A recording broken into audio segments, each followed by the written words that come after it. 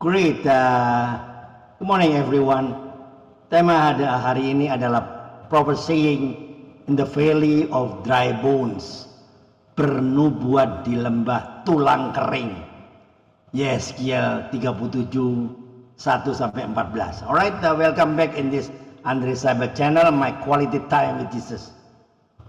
Teman-teman, pernah tidak Anda berada di satu titik indah di mana semuanya terasa kering? Bukan cuma dompet yang kering, tapi hati juga kering, doa kering, semangat kering, relasi kering, komunikasi dengan anak, dengan cucu, dengan saudara ikut kering.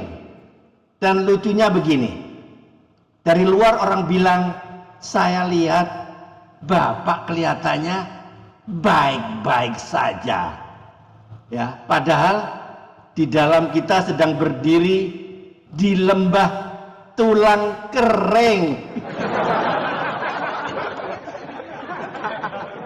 Ya teman-teman, Yeskiel 37 menceritakan satu pemandangan yang tidak indah sama sekali. Bukan Taman Eden, bukan Yerusalem, tapi lembah yang penuh dengan tulang-tulang kering. Bukan tulang baru, bukan tulang yang masih ada dagingnya.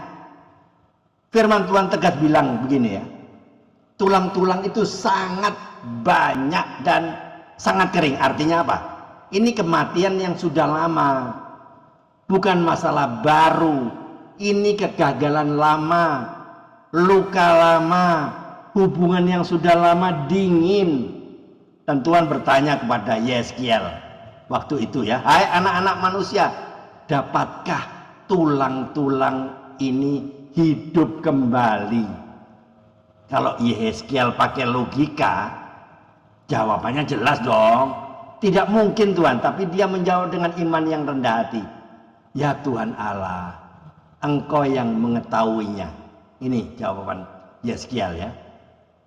Kalau Tuhan bertanya ke kita hari ini, bisakah usahamu hidup lagi?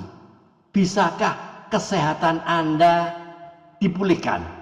Bisakah komunikasi keluarga Anda disambung lagi?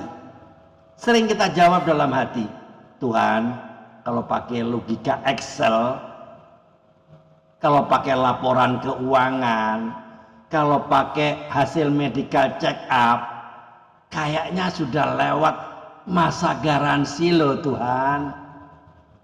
Teman-teman, Tuhan tidak menyuruh berdoa, tapi bernubuat. Ini bagian yang serius dan radikal. Tuhan tidak berkata, Yeskiel, kasihanilah tulang-tulang itu. Atau Tuhan tidak berkata, Yeskiel, doakan tulang-tulang itu. Enggak, tapi Tuhan berkata, bernubuatlah kepada tulang-tulang ini. Perhatikan, tulang tidak punya telinga, ya enggak? Tulang tidak punya perasaan, tulang tidak bisa merespon. Tapi firman Tuhan tidak bergantung kondisi objeknya. Firman Tuhan berkuasa karena sumbernya adalah dari Allah sendiri.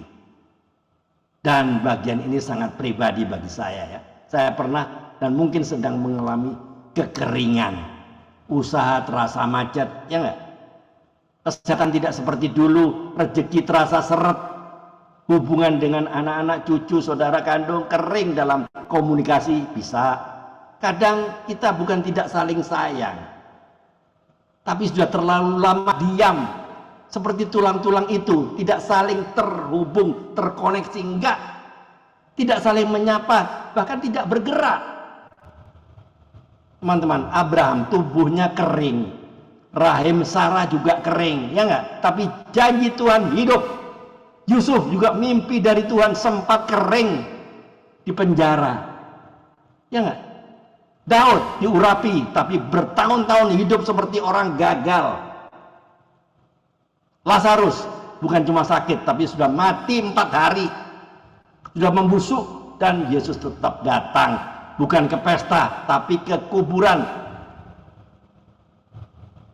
Inilah proses pemulihan, itu bertahap.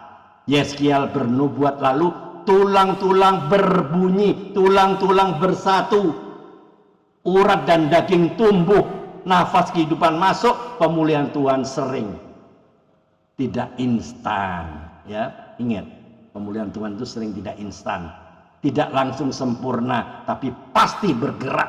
Kalau hari ini baru ada bunyi, itu tahap, itu tandanya Tuhan sedang bekerja. Jadi pesan moralnya apa? Jangan menilai masa depan dari kondisi hari ini. Jangan berhenti bernubuat hanya karena kelihatannya mustahil. Tuhan ahli menghidupkan hal yang sudah lama mati. Kekeringan rohani bukan akhir cerita.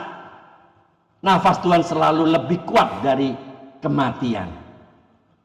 God specializes in restoring what we thought was beyond repair. Tuhan ahli memulihkan apa yang kita pikir sudah tidak bisa diperbaiki. Ya, perhatikan ya.